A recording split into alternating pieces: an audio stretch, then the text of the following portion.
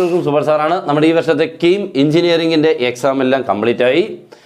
ഇനിയും കുട്ടികളുടെ നോട്ടം, മാർക്ക്, അതിനോടനുബന്ധിച്ച് കിട്ടുന്ന റാങ്ക് കാൽക്കുലേഷൻ എന്ന് പറഞ്ഞാൽ നമുക്ക് എളുപ്പമൊന്ന് നിങ്ങളെ ഒന്ന് മനസ്സിലാക്കി തരാൻ വേണ്ടിയാണ് ഇന്നത്തെ നമ്മുടെ സെഷൻ. നമുക്ക് പ്ലസ് ടുവിലെയും നമ്മുടെ എഞ്ചിനീയറിംഗ് എൻട്രൻസിൻ്റേതും ഈ രണ്ടുടെ 50-50 മീൻസ് 50% വീതം എടുത്താണ് നമ്മുടെ റാങ്കിലോട്ട് പോകുന്നത്.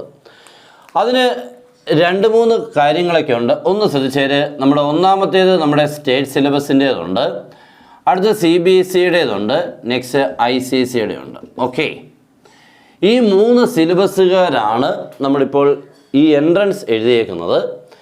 അവരുടെ പ്ലസ് 2 മാർക്കുകളും നോക്കിക്കൊണ്ട് രണ്ടുകൂടെ ചേർത്തുകൊണ്ടാണെന്ന് എല്ലാവർക്കും അറിയാം. പക്ഷേ ഇപ്പോഴും പലർക്കും പല ഡൗട്ട്സുകൾ ഇതിനുള്ളിലുണ്ട് അല്ലേ. അതൊന്ന് മാക്സിമം ഒന്ന് മാറ്റിത്തരാൻ ശ്രമിക്കുകയാണ്.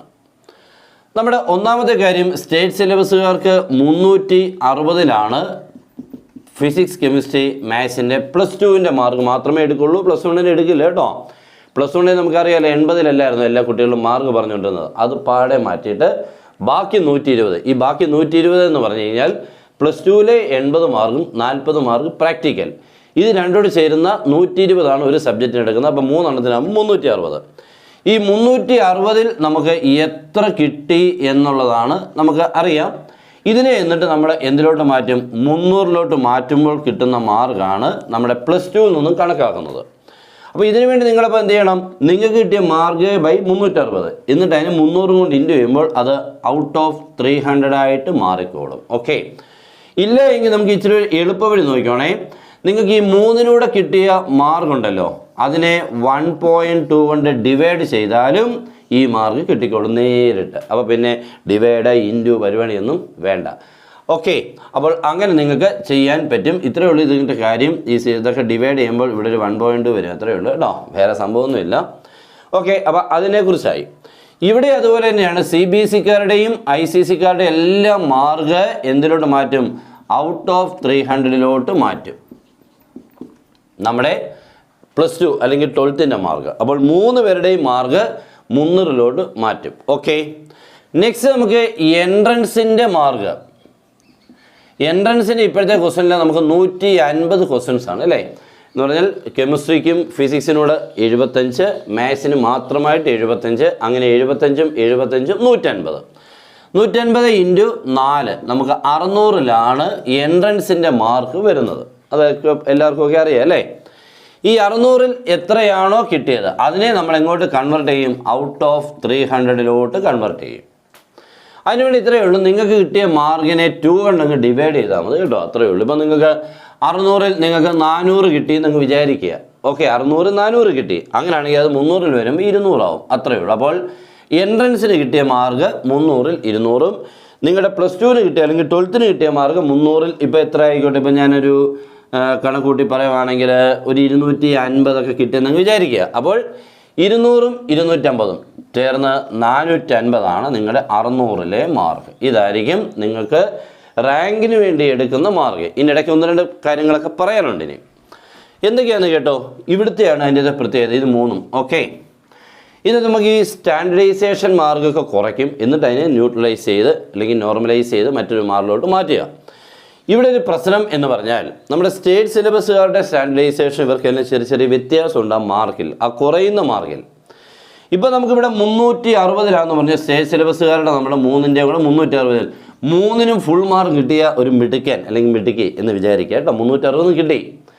അങ്ങനെയാണെങ്കിൽ ഇതിനെ കൺവേർട്ട് ചെയ്ത് 300 മാറുമ്പോൾ നമുക്ക് എത്ര കിട്ടേണ്ടതാ? 300 കിട്ടേണ്ടത്, ഒന്നും കുറയാൻ പാടില്ല. 360 കിട്ടിയ ഒരാൾക്ക് 300 കൺവേർട്ട് ചെയ്യുമ്പോൾ ഒട്ടും കുറയത്തില്ല, 300 തന്നെ കിട്ടേണ്ടതാണ്.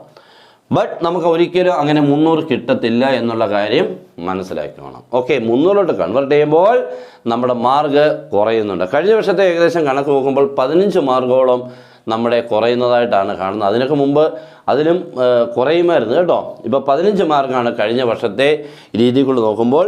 285 മാർക്കിലോട്ടൊക്കെ എത്താൻ സാധ്യതയുണ്ട്. ഓക്കെ, അത് ഈ വർഷത്തെ ചെറിയ ചേഞ്ച് ഉണ്ടാവും. അത് നമുക്ക് കുറച്ച് മാത്തമാറ്റിക്സിൻ്റെ ഏറ്റവും നിഗൂഢമായിട്ടുള്ള സംഭവങ്ങളാണ്. അത് കമ്പ്യൂട്ടറിൽ ഒരു ഫോർമുലയൊക്കെ ഫോം ചെയ്തിട്ടുണ്ട്, അതിനുള്ളിൽ കൊടുത്ത് ഈ വർഷത്തെ ഏറ്റവും ലേറ്റസ്റ്റ് വെച്ചുകൊണ്ട് വർഷങ്ങളായിട്ടുള്ളത് വെച്ചുകൊണ്ടാണ് കേട്ടോ. ഇത്തിരി ബുദ്ധിമുട്ടാണ്. അപ്പോൾ അതുകൊണ്ട് ഞാൻ ആ കണക്കിലോട്ടൊന്നും പോകുന്നില്ല. അപ്പോൾ നിങ്ങൾ ഏകദേശം കണക്ക് കൂട്ടിയാൽ മതി. 300-ൽ 285 ആവും ഫുൾ. അപ്പം ഇച്ചിരി കുറയുന്നവർക്ക് അത്രയും പോകത്തില്ല, അത്രേ ഉള്ളൂ കേട്ടോ. 360-ൽ 360 കിട്ടിയവർക്ക് 300-ലോട്ട് കൺവേർട്ട് ചെയ്യുമ്പോൾ 280-ലോട്ട് താഴും.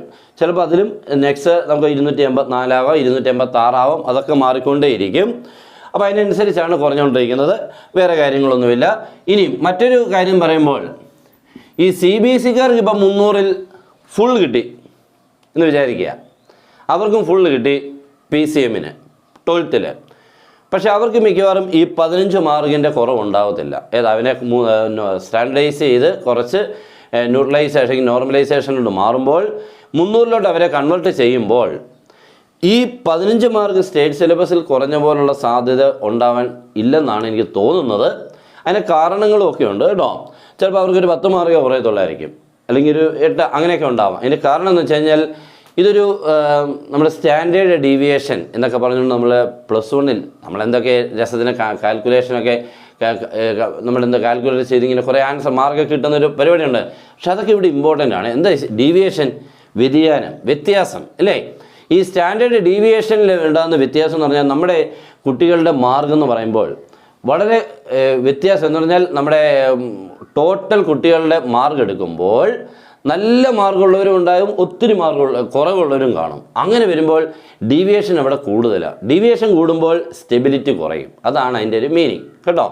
അങ്ങനെ വരുമ്പോൾ നമ്മുടെ മാർക്ക് ഇത്തിരി കുറയാനാണ് അവിടെ സ്റ്റാൻഡേർഡൈസേഷൻ വരുമ്പോഴത്തേക്ക് മാർക്ക് ഇത്തിരി കുറയാനുള്ള സാധ്യത കൂടും. അതാണ് കേട്ടോ, മാർക്ക് കുറയാനുള്ള സാധ്യത കൂടും. അതുകൊണ്ടാണ്. പക്ഷേ CBSEയിലൊക്കെ എനിക്ക് തോന്നുന്നു ഇച്ചിരികൂടെയൊക്കെ നല്ല കൺസിസ്റ്റൻ്റ് ആയിട്ടുള്ള മാർക്കുകൾ, മീൻസ് ഒരു 50 അല്ലെങ്കിൽ 100 പേരുണ്ടെങ്കിൽ 100 പേർക്കും നല്ല മാർക്ക് എന്ന് പറഞ്ഞു കഴിഞ്ഞാൽ ഭയങ്കര കൂടുതലുമല്ല എന്ന് പറഞ്ഞുകൊണ്ട് ഒത്തിരി കുറഞ്ഞിട്ടുമില്ല. നല്ല ഒരു സ്റ്റെബിലിറ്റി ആയിട്ട് നിൽക്കുമ്പോൾ അവിടെ സ്റ്റാൻഡേർഡ് ഡീവിയേഷൻ വളരെ ചെറുതായി നമ്മുടെ കോഎഫിഷ്യൻ്റ് ഓഫ് വേരിയൻസ് എന്നൊക്കെ സംഭവമുണ്ട്, അതൊക്കെ കുറഞ്ഞ് വളരെ ചെറിയ ഒരു നമുക്ക് സ്റ്റെബിലിറ്റി കൂടുന്നു എന്നുള്ള മീനിങ്ങാണ്.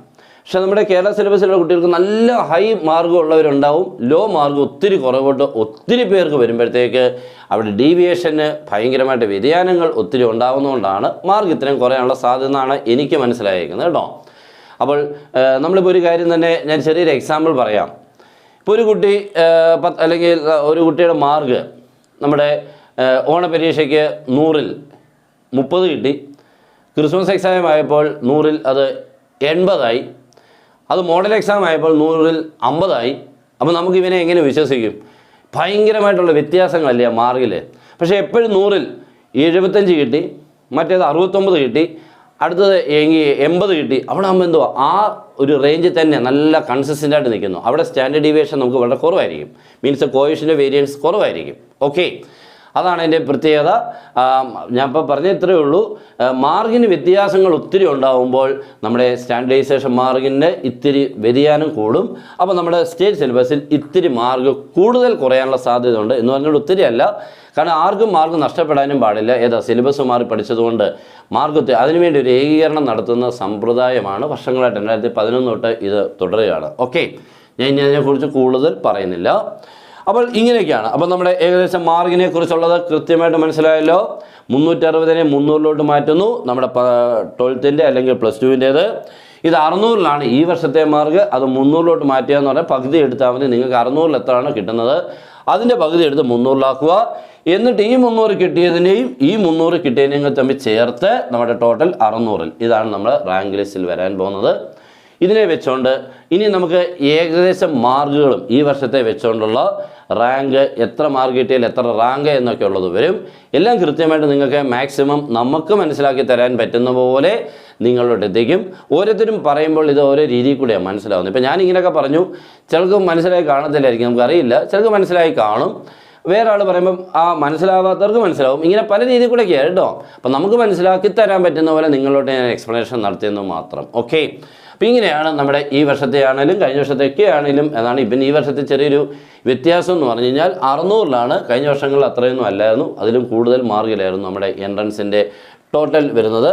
ഓക്കെ, ഈ വർഷം അത് 600 ഉള്ളൂ, എന്നിട്ട് അതിന് 300 കൺവേർട്ട് ചെയ്യുമായിരുന്നു. ഓക്കെ, അപ്പോൾ അടുത്ത പുതിയ അപ്ഡേറ്റുമായിട്ട് നിങ്ങളുടെ മുന്നിലെത്തും. മാക്സിമം നിങ്ങളുടെ ഫ്രണ്ട്സോട് ഷെയർ ചെയ്യുക. നമ്മുടെ ചാനൽ ആദ്യമായിട്ട് കാണുന്നതാണെങ്കിൽ ഒട്ടും അടിക്കേണ്ട, എന്തൊക്കെയാണ് ചെയ്യണമെന്ന് എല്ലാവർക്കും അറിയാമല്ലോ. എല്ലാവരും ഒന്ന് സബ്സ്ക്രൈബ് ചെയ്ത് ബെൽ ബട്ടനൊക്കെ ഒന്ന് എനേബിൾ ചെയ്തിട്ടേക്കണം. ഓക്കെ, അപ്പോൾ എല്ലാവർക്കും best wishes and good bye.